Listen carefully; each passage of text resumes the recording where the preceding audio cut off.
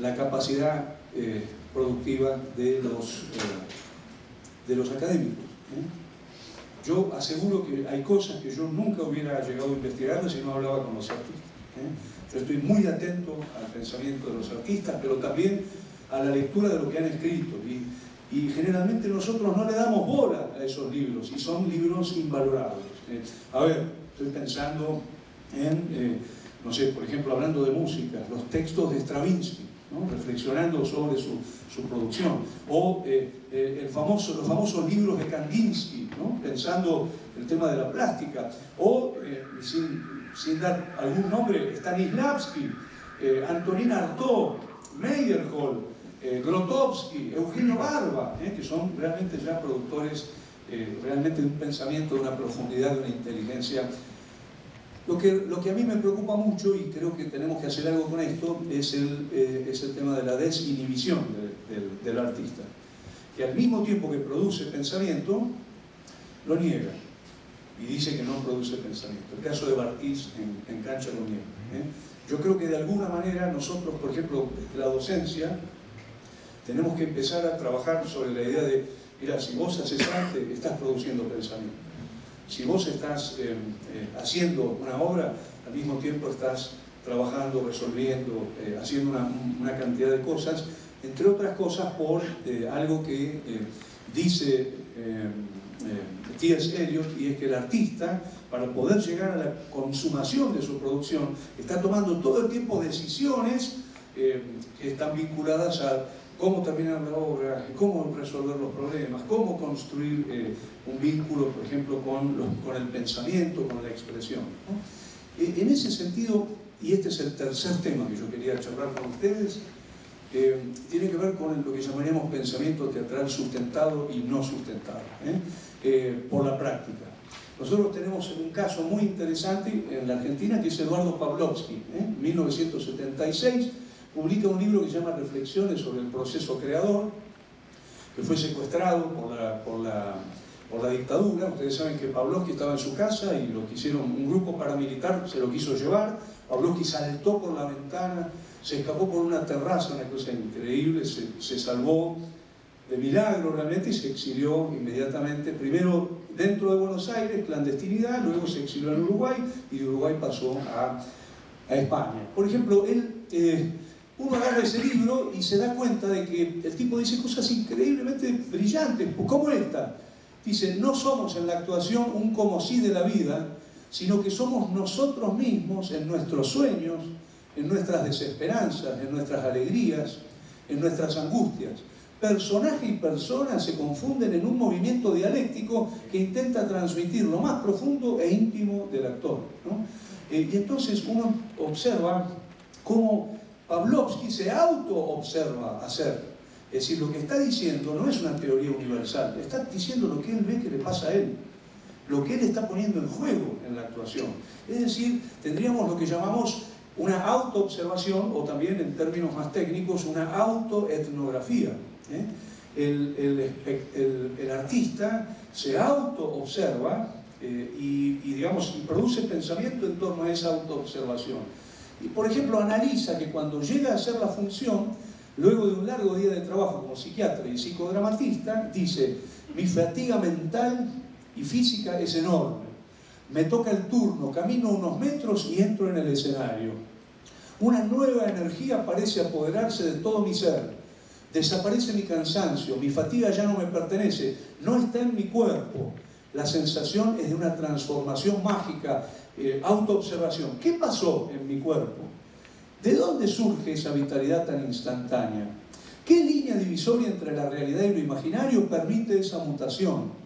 Mutación fantástica, donde el teatro se me aparece como un gran receptor de otros mundos, personajes imaginarios, retazos oníricos que me permiten explorar otros contextos, otros momentos, otras dimensiones. Por eso el teatro seguirá representándose siempre, porque en el espacio escénico nada es tan absolutamente ficción y nada es tan absolutamente real. Fabuloso. Es un actor de 30 años, no sé si me explico. Está produciendo un pensamiento, o sea, yo podría extraer de esa cantera de pensamiento, digamos, decenas de problemas teóricos para enfrentar desde el campo de las ciencias del arte, ¿no? Entonces, ¿qué hace Pawlowski? Pawlowski busca teorías, confronta las teorías, no le hace el saludo a la bandera a las teorías. Esto es fabuloso.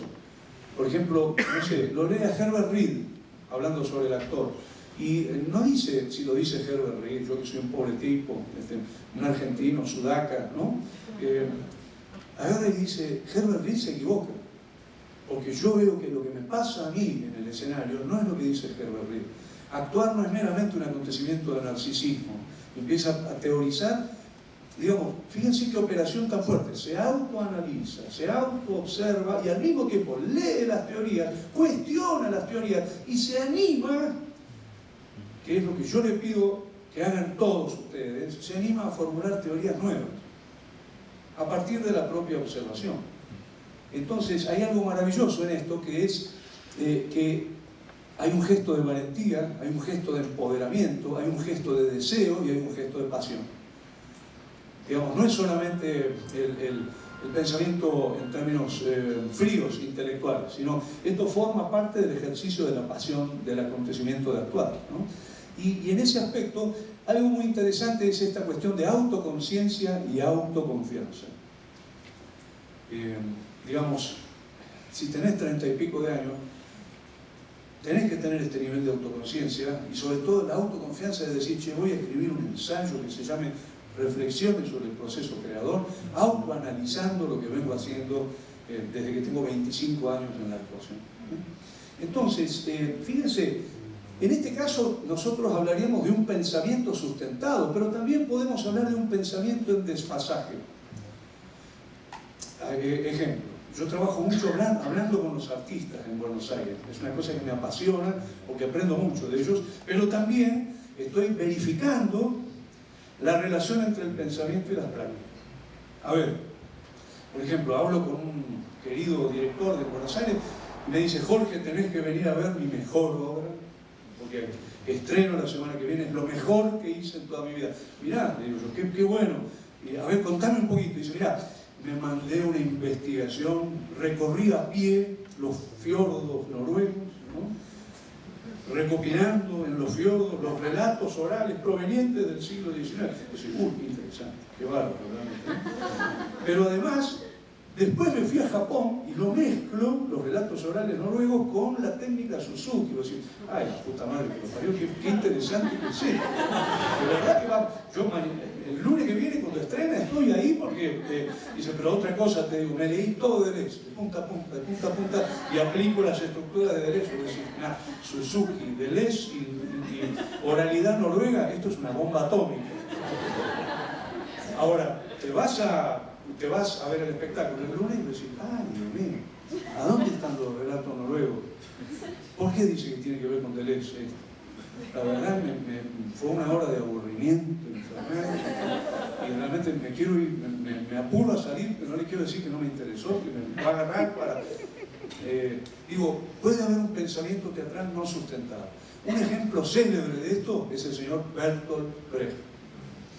Un ejemplo interesantísimo, la teoría de Bertolt Brecht sobre el teatro épico y sobre todo el Verfremdungseffekt, el famoso distanciamiento. Fíjense que yo tuve la posibilidad de entrevistar en el año 1997, cuando se hizo el primer FIBA en el Instituto Goethe, lo trajo a Alemania, vino Peter Palich, discípulo directo de Bertolt Brecht. Un señor ya muy viejo, pero que en su juventud había trabajado ensayando, actuando, dirigido por Bertolt Brecht. Entonces yo, temblando delante de una audiencia como de 300 personas del Instituto Goethe, le digo, maestro, muchas gracias por estar acá. Y yo ya lo vi con una cara así como que no estaba muy contento de estar ahí, ¿no? Y le digo, mire, nosotros no hemos tenido experiencia directa de Bertolt Brecht, no hemos visto sus espectáculos, hemos leído sus textos, entonces nos vendría bárbaro que nos diga cómo ustedes en el Berliner Ensemble hacían el Verfremdungseffekt. El alemán, con un típico gesto prusiano de castigarte en público, dice, ¡qué pregunta estúpida! Digo, ay, ¿cómo? Imagínate, yo era un periodista joven, realmente la gente se empieza a morir de la risa, ¿no? Y yo digo, mire, por ahí es estúpida para usted, pero para mí no, porque la verdad yo no termino de entender qué es el Verfremdungseffekt. Dice, ¿qué pregunta estúpida? Digo, pero discúlpeme, ¿ustedes hacían el Verfremdungseffekt en el Berliner Ensemble? ¿Por qué no me cuentan lo que hacían en el Berliner Ensemble? Y el tipo dice, nunca hicimos Verfremdungseffekt en el Berliner Ensemble. Yo digo, ¿cómo no hacían ¿cómo no hacían? Porque Bertolt Brecht dice que lo hacían.